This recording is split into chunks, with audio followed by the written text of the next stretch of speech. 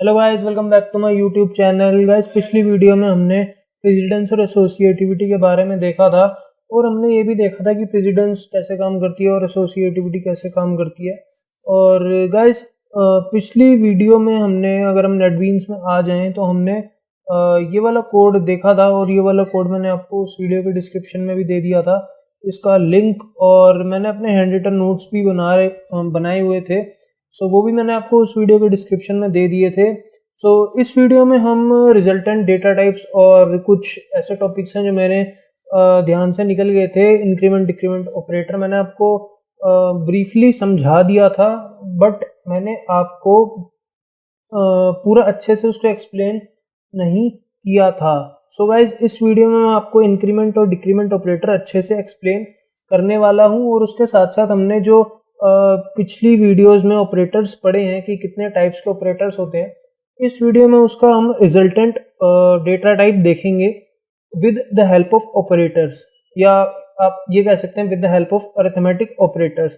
For example, जैसे integer data type है, short data type है, अगर इन दोनों का हम मान लो एडिशन करते हैं तो हमें रिजल्ट में कौन सा डेटा टाइप मिलेगा।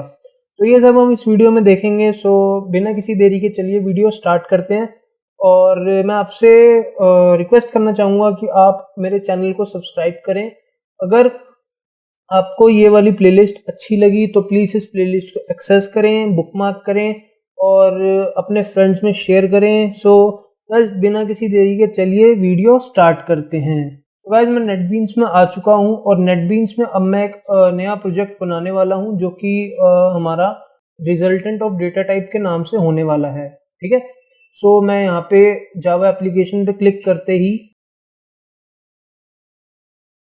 सो गाइस, मैंने जितने कमेंट्स और जो भी हमारा टाइम लगा था वो हमने अब देख लिया है। अब हम चलते हैं नोट्स के ऊपर। ठीक है, तो गाइस, मैंने आपके लिए हैंड रिटन नोट्स बनाए हुए हैं इंक्रीमेंट और डिक्रीमेंट ऑपरेटर के ऊपर। वैसे ये एक छोटा सा टेबल है जो कि मैंने आपके लिए बना रखा है और इसमें आपको अलग अलग डेटा टाइप्स के बारे में यहाँ पे मैंने मेंशन कर रखा है। बी डिनोट करता है बाइट को, एस डिनोट करता है शॉर्ट को, एल डिनोट करता है लॉन्ग को, एफ डिनोट करता है फ्लोट को, डी डिनोट करता है डबल को, सी डिनोट करता है कैरेक्टर को एंड आई डिनोट करता है इंटीजर को। अब यहाँ पे आप देख सकते हैं कि मैंने यहाँ पे रिजल्टेंट के तौर पे लिख रखा है कि अगर हम बाइट और शॉर्ट को ऐड करेंगे या कोई भी हम अरिथमेटिक ऑपरेशंस उसमें परफॉर्म करेंगे तो उसका जो रिजल्टेंट है वो एक इंटीजर डेटा टाइप में आएगा। वैसे ही मैंने यहाँ पे सारे एक एक करके दिखाए हुए हैं। तो बातें काफ़ी हो गई हैं। सो अब देखते हैं कि इसको प्रैक्टिकल में करके देखते हैं हम। ठीक है, सो सबसे पहले तो मैं यहाँ पे लिख देता हूँ। सो सबसे पहला जो हमारा आता है उसको हम लेते हैं बाइट। ठीक है, बाइट हमारा एक डेटा टाइप है। उसके बाद हमारा आता है शॉर्ट, उसके बाद हमारा आता है लॉन्ग, उसके बाद हमारा आता है इंटीजर।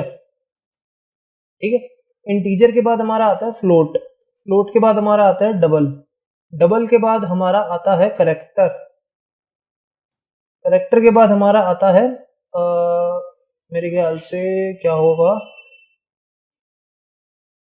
3 3 6 और एक 7, 3 3 6 और एक 7। हाँ, हमारे पूरे डेटा टाइप्स हो चुके हैं।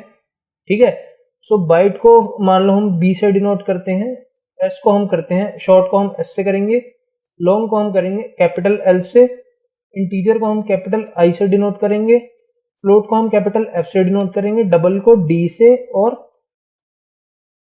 कैरेक्टर को हम कैपिटल सी एच से हम डिनोट करेंगे। ठीक है, सो अब हम देखते हैं, इसको हम पहले डिक्लेयर कर देते हैं और उसके साथ साथ हम इसको इनिशियलाइज भी करेंगे।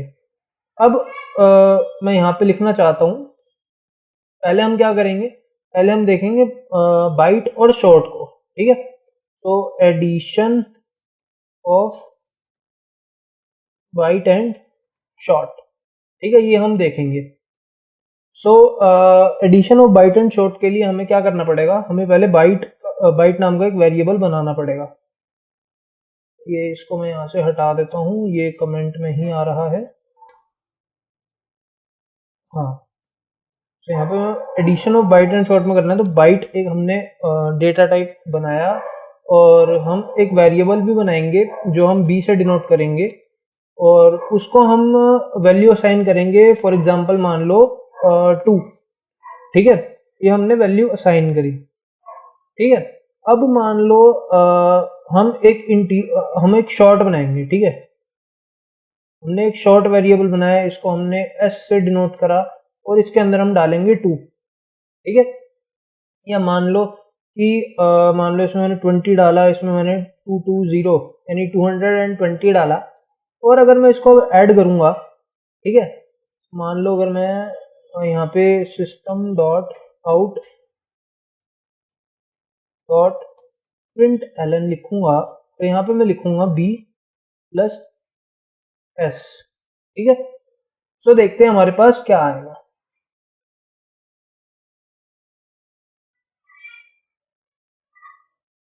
तो गाइस जैसा कि आप देख सकते हैं हमारा जो टोटल वैल्यू आई है वो 240 आई है, जो कि असलियत में सही है भी।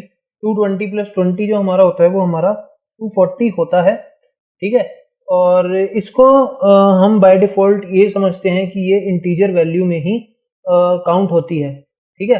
अब अगर आपको ये देखना है कि ये इंटीजर है या नहीं है, तो उसके लिए आप ये कर सकते हैं, जैसे मान लो कि बाइट जो हमारी है उसके अंदर आपने ये करके देखा कि इतने ज़्यादा करके हमने पहले देखे थे, तो जो बाइट की जो रेंज होती है वो 128 के आसपास होती है, ठीक है, 127, ठीक है। जैसे ही आप 128 लिखोगे तो ये रेंज से बाहर चला जाएगा। अब यहाँ पे 127 आपने लिखा तो ये बाइट के अंदर ही है। और शॉर्ट की जो रेंज होती है वो हमारी मान लो शॉर्ट की रेंज उससे थोड़ी बड़ी होती है, ठीक है। लेकिन अगर मैं यहाँ पे लिखूँ कि 3290 उसके बाद मैं ये करूँ तो देखो ये हमें क्या बता रहा है कि incompatible types possibly lossy conversation, ठीक है। अब अगर मान लो मैं यहाँ से 2 डिलीट करता हूँ तो ये हमारा 4 डिजिट में ही लेगा, ठीक है। और अगर मान लो अगर अब मैं इसको प्लस करूँ, ठीक है, तो अब अगर मैंने इसको प्लस किया तो इसका जो टोटल आंसर आया है वो इसका टोटल आंसर आया 3417, जो कि एक इंटीजर है, ठीक है। सो ये एक इंटीजर आप कह सकते हैं, ठीक है। और अगर आपको और एग्जाम्पल देखने हैं तो वो भी मैं आपको दिखा देता हूँ। अब अगला जो हमारा एग्जाम्पल आ रहा है वो आ रहा है शॉर्ट और इंटीजर का, जो इंटीजर ही हमें रिटर्न करेगा, ठीक है। सो वो भी हम देख लेते हैं। यहाँ पे मैं लिख देता हूँ addition of short and integer, ठीक है। सो यहाँ पे शॉर्ट हमारे ऊपर दे रखा है और यहाँ पे हमने सिर्फ इंटीजर लिखना है, ठीक है। तो इंटीजर में लिखता हूँ ये, ठीक है। तो इंटीजर मैंने ये लिखा और अगर अब मैं इसको प्रिंट करवाऊँ तो अगर अब मैं इसको यहाँ पे लिखूँ i प्लस s, ठीक है, तो अब देखना क्या होगा। तो गाइस हमारा आंसर आ चुका है दूसरे वाले का, जो कि एक इंटीजर फॉर्म में है आंसर, ठीक है। सो अब अगला हम देखते हैं। अगला हम देखेंगे तो लॉन्ग प्लस फ्लोट है। तो इसमें बेसिकली होता क्या है, जिसकी रेंज ज़्यादा बड़ी होती है ना वो ज़्यादा मतलब वही डिफ़ॉल्ट में उसका आंसर होता है, ठीक है, मतलब उसी डेटा टाइप में उसका आंसर आएगा। अब जैसे हमने पहले में देखा था कि बाइट प्लस शॉर्ट, अब इन दोनों में से बड़ा इंटीजर है तो इंटीजर में ही आंसर आएगा। वैसे ही शॉर्ट और इंटीजर में जो सबसे बड़ा है वो इंटीजर ही आएगा। अब यहाँ पे डेसिमल पॉइंट की वैल्यू या डेसिमल जो भी पॉइंट है उसकी बात आ जाती है। तो उसमें क्या होता है, लॉन्ग में पॉइंट तो होते नहीं है, फ्लोट में पॉइंट होते हैं और फ्लोट लॉन्ग से बड़ा होता है, ठीक है। सो फ्लोट में ही आपका रिजल्टेंट डेटा टाइप आएगा। तो इंटीजर और फ्लोट में भी यही कंसेप्ट चलता है। और कैरेक्टर और इंटीजर में क्या होता है, कैरेक्टर और इंटीजर में अगर मैं आपको करके दिखाऊं तो इसमें क्या होता है, एक मैं करके ही दिखा देता हूँ। अब मान लो फॉर एग्जांपल यहाँ पे मैं लिखना चाहता हूँ कि ये जो हमारा a है, स्मॉल a, इसकी हमारी वैल्यू होती है 97। ये एक स्काई कोड होता है, ठीक है, स्काई कोड होता है। 97 को हम a स्मॉल a से डिनोट करते हैं, ठीक है। और जो हमारा कैपिटल A होता है, कैपिटल A होता है, उसको हम 65 से डिनोट करते हैं स्काई कोड में, ठीक है। सो अब मान लो हमें इतना तो पता चल गया कि स्मॉल ए हमारा 97 होता है और कैपिटल ए हमारा 65 होता है। ठीक है। अब मान लो मैं यहाँ पे एक करेक्टर डिफाइन करता हूँ ए के नाम से। ठीक है, या मान लो सी एच के नाम से मैंने यहाँ पे डिफाइन करा और यहाँ पे मैंने स्मॉल ए लिखा। ठीक है, और मैंने एक और करेक्टर डिफाइन किया CH2 के नाम से, जिसको मैंने कैपिटल ए डिनोट करा। ठीक है, तो अब मान लो अगर मैं इन दोनों को मैं इसको कॉपी कर लेता हूं। अगर मैं इन दोनों को मान लो CH प्लस, अगर मैं इंटीजर से प्लस करूं, मान लो इंटीजर तो खैर ये काफी बड़ा है, मैं आपको समझाने के लिए मान लो I3 रखता हूं। ठीक है, सो I अगर मैंने 3 रखा तो यहां पे अगर मैं I से प्लस करूं और CH2 को मैं I से प्लस करूं तो देखो इसका आंसर जो होगा, इसका आंसर हमारे पास क्या आएगा, इसका आंसर हमारे पास आएगा 97 प्लस 3 कितना होता है 100। ठीक है, और इसका आंसर हमारे पास क्या आएगा 65 प्लस 3 कितना होता है हमारे पास 68। ठीक है, सो ये हमारे पास आंसर आएगा। तो देखते हैं कि ये आएगा या नहीं आएगा। तो देखो यही आंसर आया, 100 आया ये वाले का आंसर और 68 आया ये वाले का आंसर। जैसा कि मैंने कहा था कि करेक्टर प्लस इंटीजर को अगर आप ऐड करते हो तो आपका आंसर इंटीजर में आता है। ठीक है, सो ये वाला कंसेप्ट तो आपका पूरा हो गया होगा। वैसे ही हम करेक्टर और शॉर्ट को ऐड करेंगे तो भी हमारा आंसर इंटीजर में ही आएगा। और हम डबल को करके देखते हैं और फ्लोट को करके देखते हैं। ठीक है, सो पहले फ्लोट और इंटीजर को मैं करके दिखाऊंगा, उसके बाद में फ्लोट और डबल को करके दिखाऊंगा। ठीक है, सो मैं यहां पे लिखता हूं addition of float and integer. ठीक है, सो यहाँ पे हम एक वेरिएबल का एक फ्लोट डेटा टाइप ले लेते हैं और उसको हम डिनोट करते हैं f से और इसकी हम वैल्यू डाल देते हैं 3.14। ठीक है, अब बाय डिफॉल्ट ये डबल होता है, मैंने आपको पिछली वीडियो में भी समझा रखा था। सो बाय डिफॉल्ट इसकी जो वैल्यू होती है वो डबल होती है, इसलिए हम इसके पीछे f लगा देते हैं। आप स्मॉल f लगाओ या कैपिटल F लगाओ उससे कोई फर्क नहीं पड़ता, बस इसके पीछे f लगा होना चाहिए। ठीक है, ताकि जो कंपाइलर है वो इसको देख के समझ जाए कि हाँ भैया फ्लोट टाइप का वेरिएबल आ रहा है या डबल टाइप का वेरिएबल आ रहा है। ठीक है, सो अब हम चलते हैं, एक इसको मैं प्रिंट करवाना चाहता हूँ system.out.println की कमांड से। अब मान लो मैं f प्लस आई लिखूं। ठीक है, फ्लोट और इंटीजर को हम ऐड कर रहे हैं तो आंसर क्या आएगा। देखो फ्लोट हमारे पास है, उसकी वैल्यू हमारे पास है 3.14 एंड इंटीजर हमारे पास है, उसकी वैल्यू हमारे पास है 3। ठीक है, सो 3 प्लस 3.14 कितना हुआ 6.14। ठीक है, 6.14। तो आंसर हमारा कितना होगा, आंसर हमारा आएगा 6.14। करके देख लेते हैं। तो देखो आंसर हमारा है 6.14000003। सो गाइस ये डबल ये फ्लोट में आ जाएगा आंसर, तो इसीलिए ये काफी लंबा है। ठीक है, सो ये फ्लोट में आंसर है, तो बाय डिफॉल्ट जो इसका डेटा टाइप है वो फ्लोट है, तो आंसर हमारा सही आया है 6.14। ठीक है, सो उसके बाद अगर हम चलते हैं कि अगर मैं आपको दिखाऊं कि डबल और फ्लोट को हम ऐड करेंगे, डबल एंड फ्लोट एडिशन, तो क्या होगा। ठीक है, अब मान लो यहाँ पे मैंने एक वेरिएबल डिक्लेयर करा है डबल डेटा टाइप का जिसका नाम d है, और अगर मैं उसमें डालता हूँ 3.14। ठीक है, तो यहाँ पे देखो मैंने f नहीं लगाया और ऊपर मैंने f लगाया था, तो ये डिफरेंस होता है फ्लोट और डबल में। ठीक है, अगर अब मैं इसको प्रिंट करवाऊं तो d प्लस f अगर मैं करूं तो अब हमारा आंसर क्या होगा 6.28।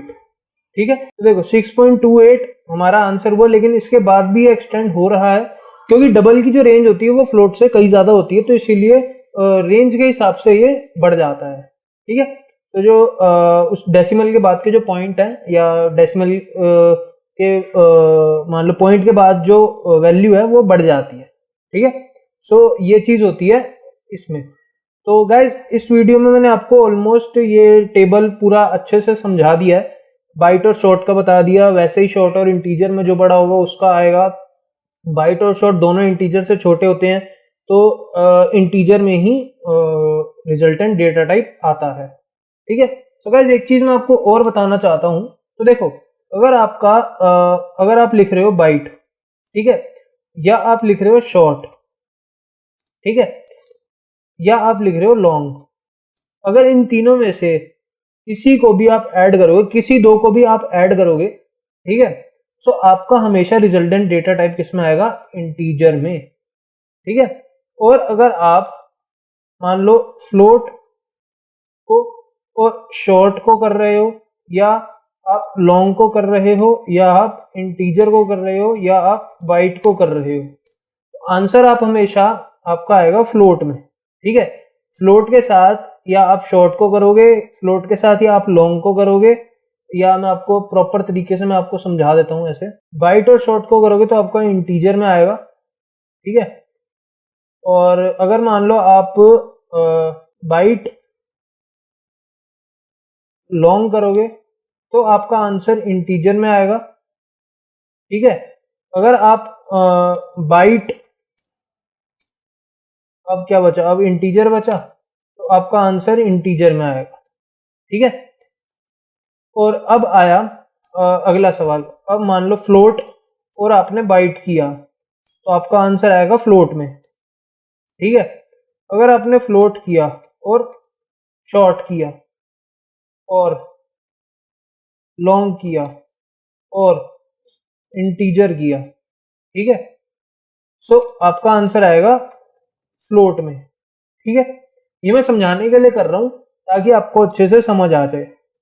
अगर मान लो डबल में करा, हमने डबल किया, ठीक है, डबल में मैंने बाइट करा और शॉर्ट करा और लॉन्ग करा और इंटीजर करा और फ्लोट करा, तो हमारा आंसर किस में आएगा?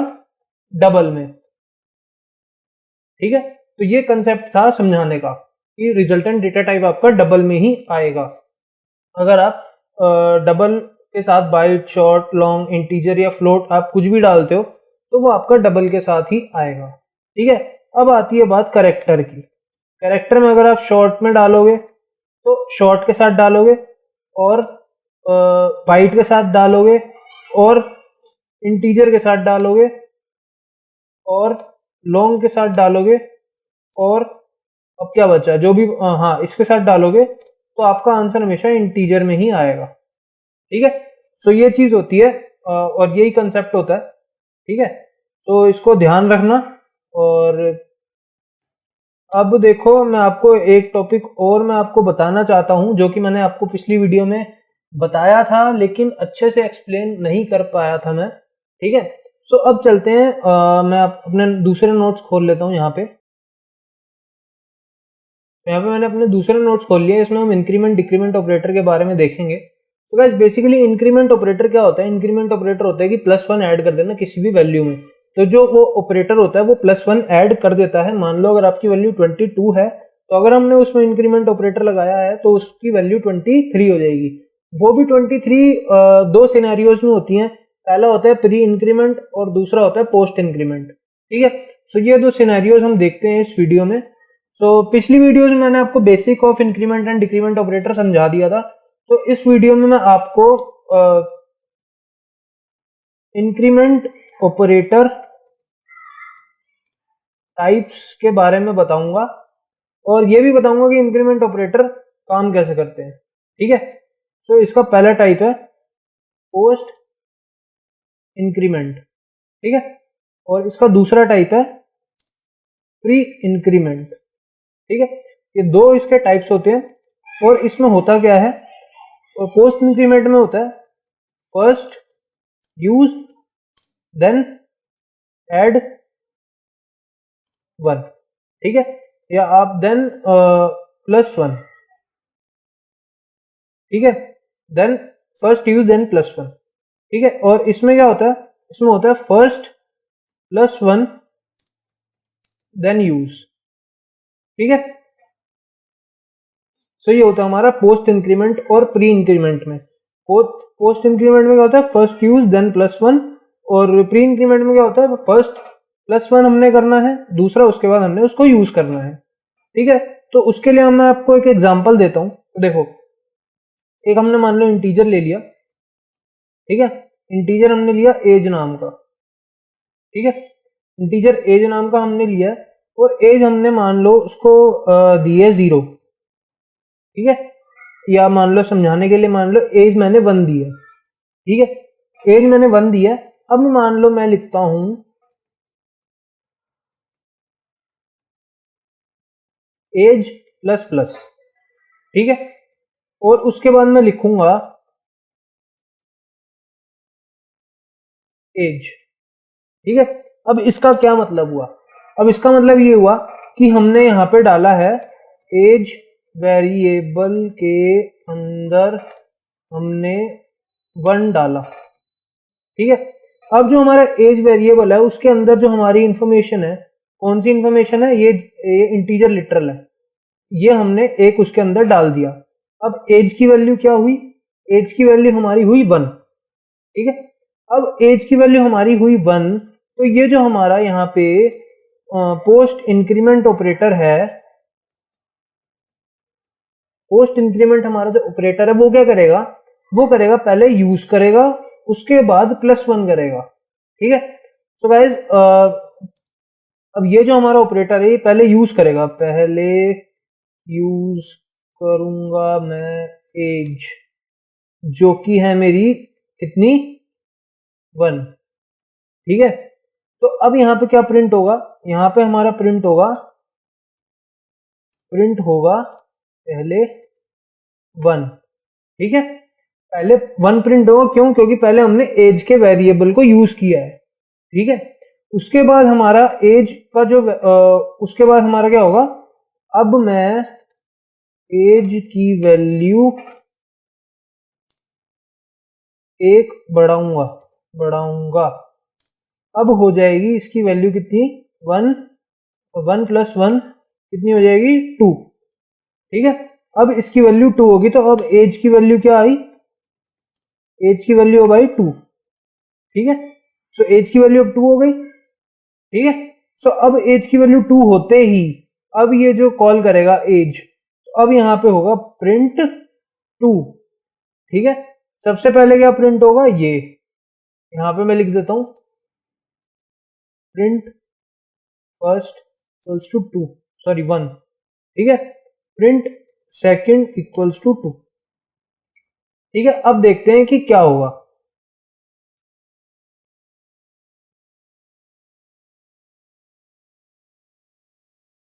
तो देखो, पहले क्या हुआ, पहले प्रिंट हुआ हमारा 1, जो कि मैंने यहाँ पे लिख रखा था। पहले हमारा प्रिंट 1 हुआ, उसके बाद हमारा प्रिंट 2 हुआ। क्यों, क्योंकि पहले जो हमारी एज है, एज हमारी पहले यूज होगी, उसके बाद इंक्रीमेंट होगी, तो यही हमने यहाँ पे करा था। ठीक है, अब उसके बाद एक और ऑपरेटर आता है हमारा पोस्ट इंक्रीमेंट ऑपरेटर के बाद हमारा आता है pre increment operator. Pre increment operator में क्या होता है, प्री इंक्रीमेंट ऑपरेटर में होता है कि पहले हमारी वैल्यू जो होती है वो हमारी वैल्यू होती है इंक्रीमेंट, उसके बाद हमारी वैल्यू होती है यूज। ठीक है, अब मान लो अगर मैं यहाँ पे प्लस प्लस एज लिखता। ठीक है, और यहाँ पे मैंने सिर्फ एज लिखा। ठीक है, तो इसमें हमारा क्या होगा, इसमें क्या होगा, एज वेरिएबल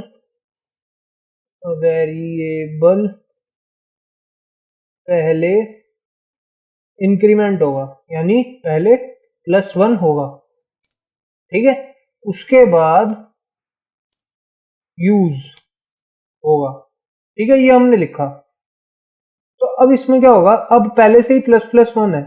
ठीक है, ++1 पहले ही है, तो अब इसमें होगा क्या, बेसिकली देखो, अब इसमें बेसिकली क्या होगा, ++1 है। अब एज की वैल्यू यहाँ पे क्या थी, एज की वैल्यू यहाँ पे 2 थी। ठीक है, एज की वैल्यू हमारी बाय डिफॉल्ट 2 है। क्यों, क्योंकि पहले यहाँ पे 2 थी। उसके बाद अब हम क्या करेंगे, अब एज की वैल्यू हमारी 2 है, तो पहले ही +1 हो जाएगा, यानी एज हमारी हो जाएगी 2 + 1 = 3।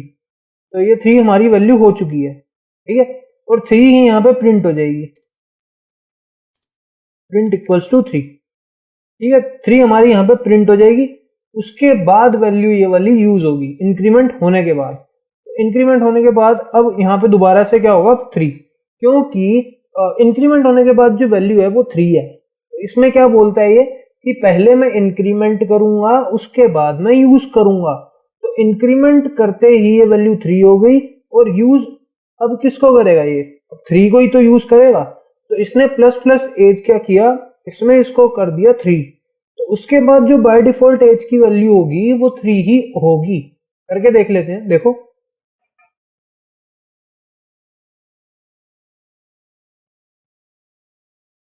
तो देखो यहाँ पे क्या हुआ, 2 बार 3 आया जैसा कि मैंने यहाँ पे बताया था, ठीक है।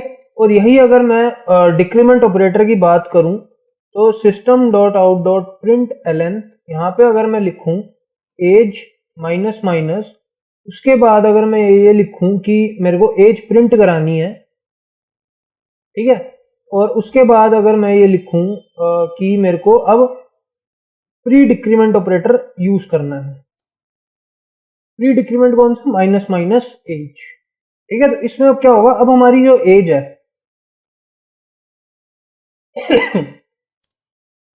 नाउ आवर एज इज, अब हमारी एज क्या है 3, ठीक है। अब क्या होगा, एज माइनस माइनस, अब इसमें पहले क्या होगा,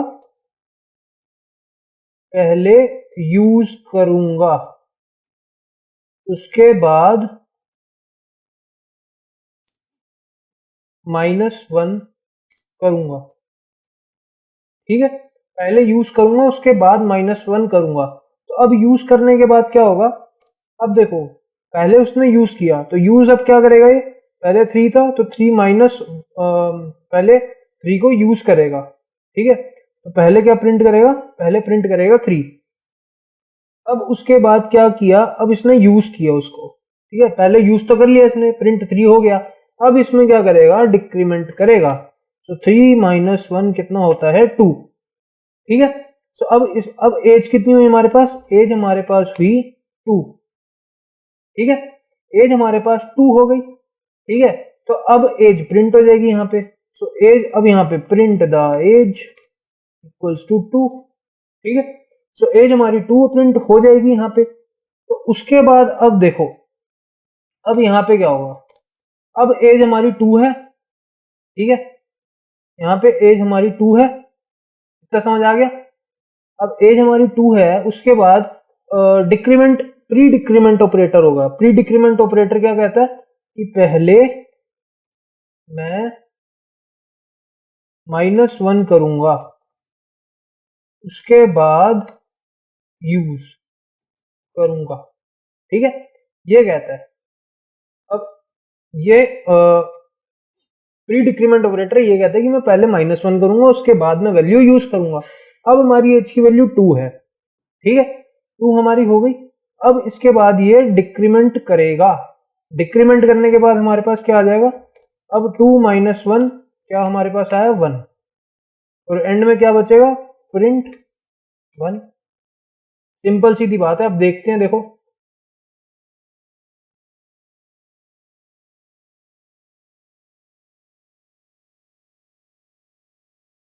अब देखो आया ना प्रिंट 1, ठीक है। तो यहाँ पे 1 आ गया और ये 3 2 यहाँ पे थे ही, तो यहाँ पे अब 2 बार 1 आ गया। और अगर नहीं समझ आया तो मैं दोबारा बता देता हूँ। पहले जो हमारी एज यहाँ पे थी, यहाँ पे हमारी कौन सी एज थी, यहाँ पे एज हमारी थी प्रिंट एज इक्वल्स टू 2, ये हमारी थी। इसको हमने इंक्रीमेंट करा था तो एज हमारी 3 आई थी, ठीक है। एज 3 आने के बाद हमने इसको प्रिंट करवा दिया था। अब उसके बाद हम डिक्रीमेंट पे जाएंगे। तो डिक्रीमेंट जैसे कि आप यहाँ पे देख सकते हो कि यहाँ पे 2 बार 3 है, ठीक है, 1 2 3 3, तो ये तो हमने करा दिया। अब हमारा आएगा 3 2 1 1। अब एज तो हमारी 3 है, ठीक है, एज हमारी 3 है, ये हमारी ये प्रिंट कराएगी, ठीक है। तो 3 है, अब डिक्रीमेंट हो जाएगा। तो डिक्रीमेंट होने के बाद हमारी 2 प्रिंट हो जाएगी, ठीक है। अब डिक्रीमेंट होने के बाद एज क्या होगी, एज होगी 1, ठीक है। तो अब हमारा 2 आया, ठीक है। बेसिकली हमारा जो पहला था यहाँ पे 3 प्रिंट हो गया, 3 प्रिंट के बाद हमारा 2 प्रिंट हो गया, ठीक है। 2 प्रिंट होने के बाद हमारा क्या हुआ, 1 प्रिंट हुआ और उसके बाद फिर 1 प्रिंट हुआ। ठीक है, यहाँ पे हम क्या करेंगे, 2 - 1 1 हो गया, उसके बाद प्रिंट 1। अब यहाँ पे क्या होगा, प्रिंट इक्वल्स टू 1। ठीक है, तो 2 बार हम प्रिंट 1 करवाएंगे। सो ये आपको कंसेप्ट अगर समझ आ गया तो काफ़ी अच्छी बात है, नहीं आया तो मुझे कमेंट सेक्शन में लिख के ज़रूर बताएं कि आपको क्या समझ नहीं आया। ठीक है, तो यही था आज का टॉपिक, जो कि था इंक्रीमेंट डिक्रीमेंट ऑपरेटर के बारे में, और कुछ हमने आज डेटा टाइप्स के रिजल्टेंट के बारे में भी हमने बात करी। सो अभी के लिए इतना ही गाइस, और अगर आपने ये वाली प्लेलिस्ट एक्सेस नहीं करी है तो प्लीज़ इस प्लेलिस्ट को एक्सेस करें और बुकमार्क कर लें और सब्सक्राइब भी कर लें, ताकि जब भी मैं अपने चैनल पे कोई जावा रिलेटेड वीडियो डालूं या किसी भी एजुकेशनल रिलेटेड में वीडियो डालूं तो आपको वो मिल जाए सबसे पहले। ठीक है, so please guys share this video as much as you can. So I will see you in the next video. So guys, thank you very much and I will see you next time.